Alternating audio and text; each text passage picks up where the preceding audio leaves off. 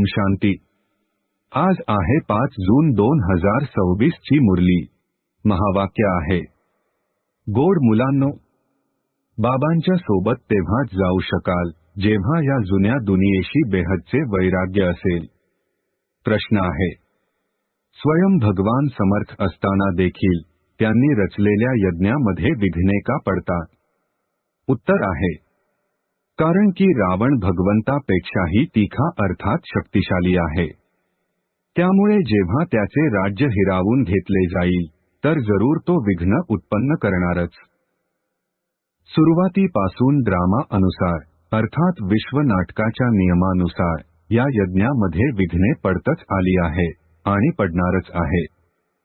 आपण पतित दुनियेमधून पावन दुनियेमध्ये बदली होत आहोत, तर पतित मनुष्य जरूर विघ्ने उत्पन्न करणारच। धारणेसाठी मुख्य सारांश आहे, 1. ज्ञानामध्ये आणि योगामध्ये मजबूत बनायचे आहे। जर कोणतेही बंधन नसेल तर जाणून बुजून बंधनामध्ये अडकायचे नाही। बालब्रह्मचारी होऊन राहायचे आहे। 2. आता आपली चढती कला आहे। बाबा आपली सर्व दुःखे दूर करण्यासाठी, शाप नष्ट करून वारसा देण्यासाठी आले आहे। बाबांची आणि वारशाची आठवण करून अपार आनंदामध्ये राहायचे आहे। तपासणी करायची आहे की माझा बुद्धियोग कुठे भटकत तर नाही ना।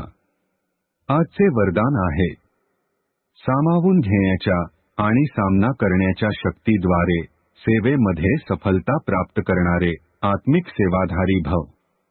स्पष्टीकरण आहे, आत्मिक सेवाधारींना सेवेशिवाय काहीही सुचत नाही।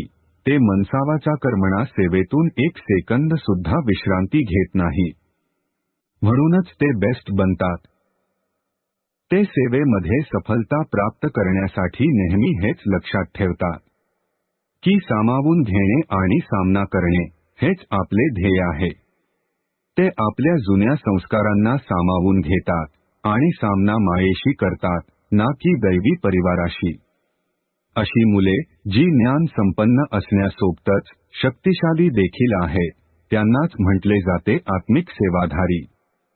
स्लोगन आहे, लहान गोष्टीला मोठे करू नका, वातावरणाला शक्तिशाली बनवा। ओम शांती।